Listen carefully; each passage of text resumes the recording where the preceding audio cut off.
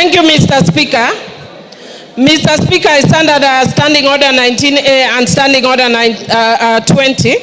Mr. Speaker, and in furtherance of a recent decision by the High Court HTC number E202 of 2023, Kenneth Njagi Njiru and 11 others versus the National Assembly of Kenya and others. Mr. Speaker, I will not go to the demerits and merits of that matter. I will go to what the court concluded, which is that the Azimio side is the majority. And based on that, Mr. Speaker, again, because I've said I'm not going to the merits and demerits of that decision, Mr. Speaker, I want to just indicate that I have therefore, as the majority party whip of Azimio, today handed over to your office a copy of that decision of the High Court with a letter that we are giving you according to the standing orders, our majority leader as Honorable Junet Mohammed and Honorable Robert Mbui. Mr. Speaker, following the standing orders, Honorable Junet will thereafter then communicate me officially as the minority whip, going by what the standing orders, but yes, a majority whip. Majority.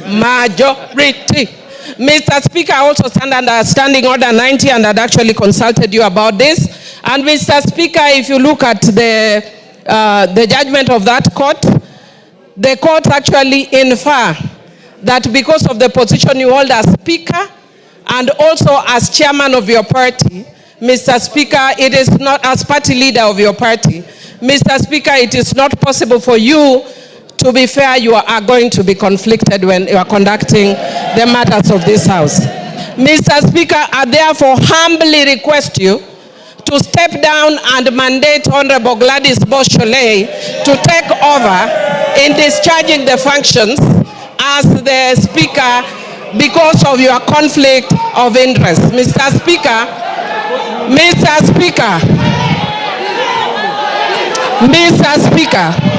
Order.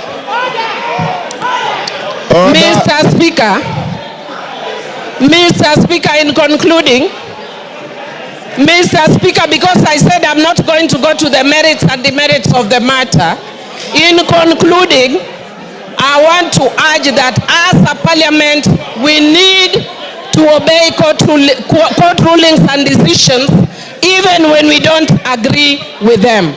And Mr. Speaker, I also just want to indicate that you can see my two colleagues are standing next to me. My advice to them in future is to follow a philosophy from my community which says, Telo Ikao, Telo Kumingato. So next time they should do what Honorable Ruku did. Jump if you have to, but take your position the way Honorable Millie has done. Is that part of your point of order? No. Mr. Speaker, I said as an obiter.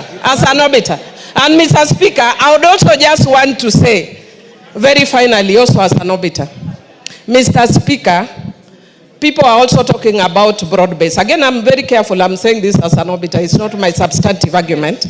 Mr. Speaker, people talk of broad-based.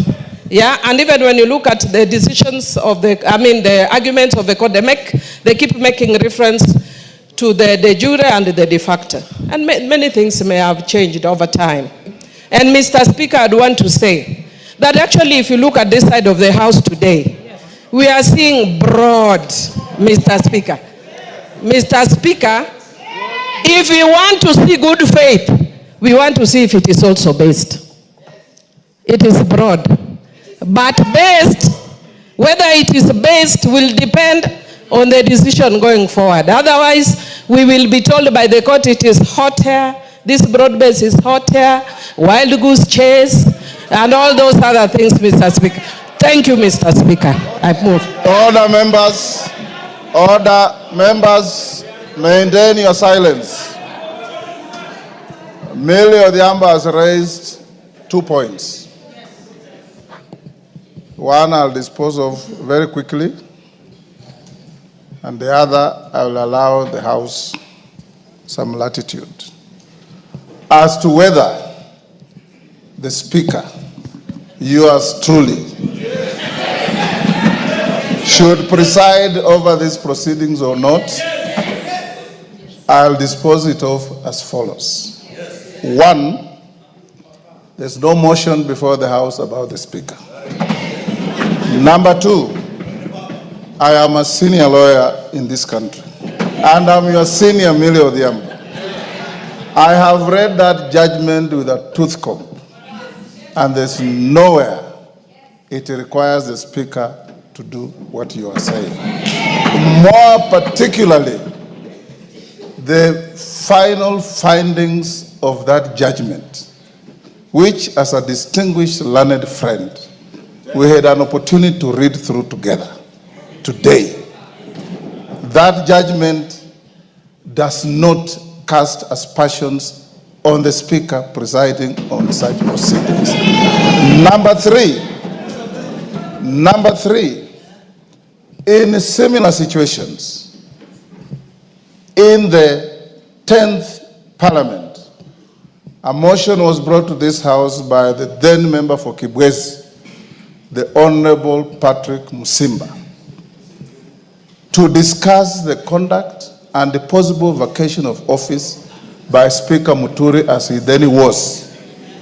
Speaker Muturi presided over the debate and the vote was taken and the motion went the way it did. Number four, in the 7th Parliament, when I was a fresher in this House,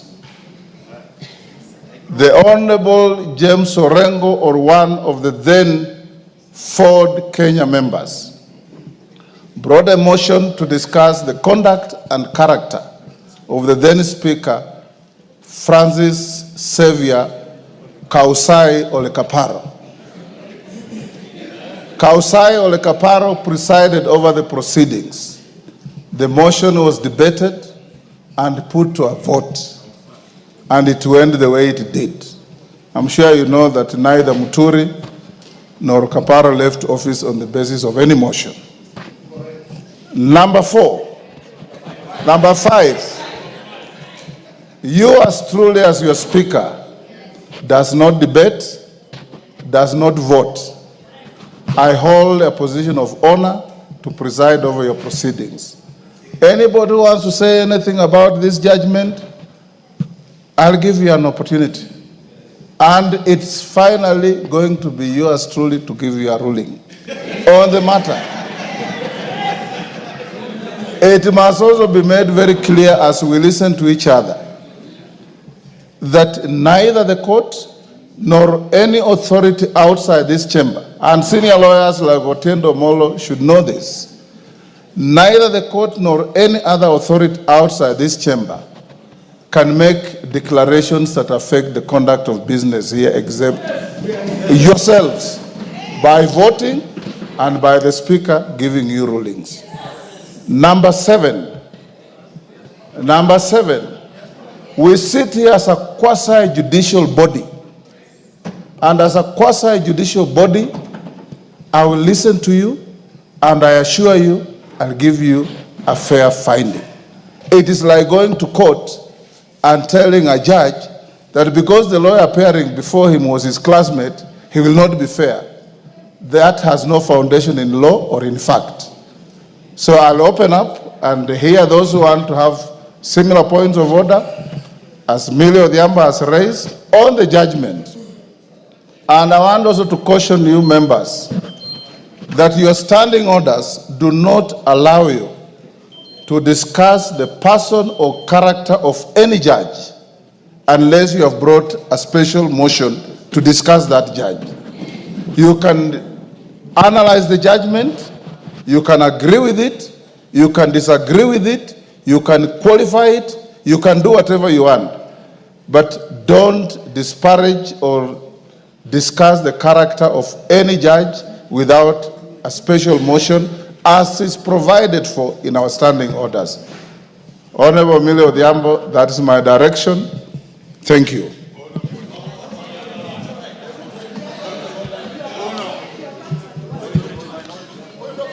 Yes, Wanjala.